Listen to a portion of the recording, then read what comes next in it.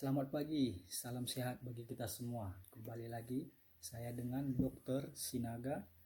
Pagi ini saya akan memberikan penjelasan atau berbagi informasi tentang yaitu yang namanya darah tinggi ya, atau kalau kami bilang dalam istilah medis hipertensi.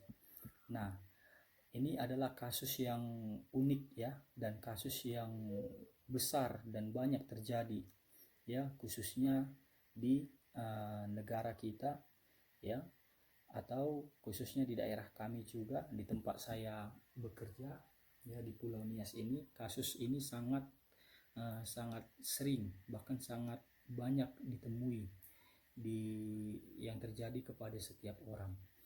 Nah, darah tinggi ya, itu adalah di mana tekanan darahnya di atas dari 120 ya per 90, di atas 120 ya, berarti 130, 140. Nah, itu dikatakan dia sudah termasuk darah tinggi. Nah, darah tinggi tersebut ada dia grade-grade-nya ya. Ada yang grade 1 atau prehipertensi, kemudian ada hipertensi, kemudian ada yang urgensi, dan juga ada yang emergensi. Nah, itu berbagai macam grade-nya, tergantung daripada nominal ya, tekanan darahnya berapa kita dapat setiap kali kita lakukan pengukuran.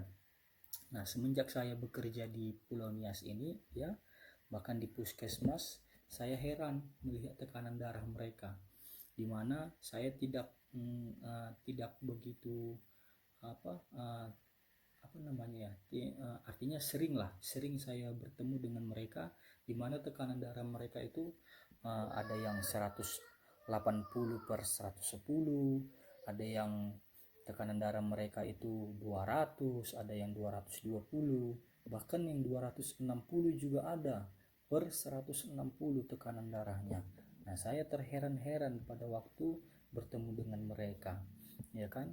Nah, informasi saja bahwa hipertensi ini adalah penyakit yang mematikan ya, banyak banyak memicu penyakit-penyakit lain bisa berkembang seperti stroke ya, serangan jantung ya. Nah, itu bisa oleh karena darah tinggi yang tidak terkontrol.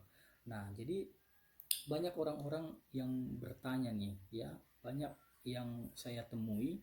Nah, mereka ketika saya periksa, ketika saya ukur tekanan darahnya itu di angka 180 atau di 200 ya kan, atau di 220. Nah, mereka bilang bahwasanya mereka tidak pusing ya, mereka bilang mereka tidak ada sakit kepala.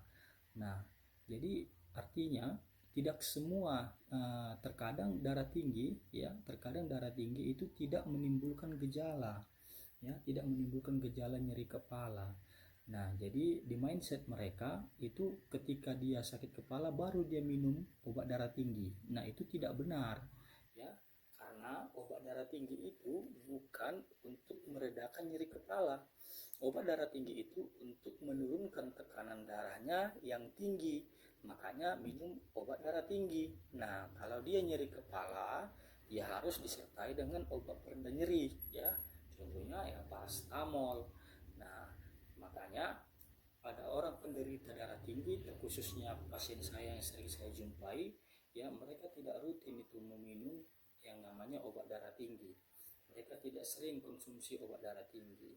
Nah, sementara kalau penderita darah tinggi itu harus dia minum obat seumur hidup ya, dia harus konsumsi yang namanya obat darah tinggi itu seumur hidup. Nah, dia tidak boleh berhenti minumnya, harus selalu diminum setiap hari ya. Kemudian kalau obat darah tingginya habis ya tetap dibeli ya, diminta dari puskesmas juga bisa, mau dibeli juga dari apotek juga bisa, itu dijual bebas untuk obat darah tinggi. Nah, jadi banyak orang yang sepele ya, banyak orang yang sepele dengan darah tinggi ini. Nah, mereka menganggap karena tidak sakit kepala tapi tensinya udah 200, mereka menganggap itu biasa-biasa saja. Nah, rupanya itu bisa mengancam jiwa ya, bisa mengancam hidup kita untuk di kemudian hari, kita tidak tahu ya. Mungkin teman-teman atau kawan-kawan semua ada di sekitar kita, mungkin orang tua kita yang menderita darah tinggi, ya selalu ingatkan mereka untuk tetap minum obat darah tinggi, ya selalu anjurkan mereka untuk konsumsi obat darah tinggi selama mereka hidup, ya selama mereka hidup. Nah, kemudian kalau mengkonsumsi obat darah tinggi itu tidak boleh ganti-ganti, ya tidak boleh ganti-ganti obatnya. Ya, kalau dia amlodipin yang biasanya, ya dia harus selalu mengkonsumsi amlodipin atau golongannya, ya. Nah, kemudian kalau dia contohnya captopril, ya dia harus konsumsi captopril atau golongannya. Nah, jangan hari ini amlodipin, besok captopril. Nah, itu tidak baik, ya. Kemudian harus selalu dia konsumsi seumur hidup. Ingat ya, itu teman-teman semua harus selalu konsumsi seumur hidup.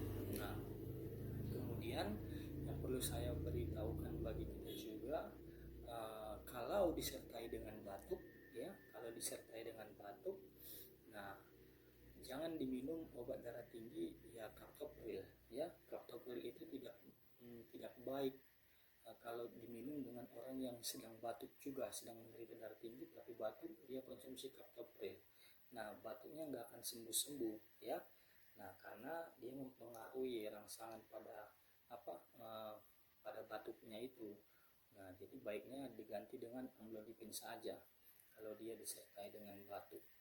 Nah, kemudian buat teman-teman semua, ya darah tinggi itu sekali lagi itu harus terkontrol dan tidak boleh disepelekan, ya tidak boleh disepelekan, harus rutin selalu diminum. Oke, mungkin itu saja yang bisa saya bagikan bagi kita saat ini, ya. Kalau ada pertanyaan boleh di komen, boleh dibalas atau di inbox saja kepada saya. Demikian yang bisa saya sampaikan bagi teman-teman semuanya. Semoga bermanfaat. Salam sehat, Horas Yahoo.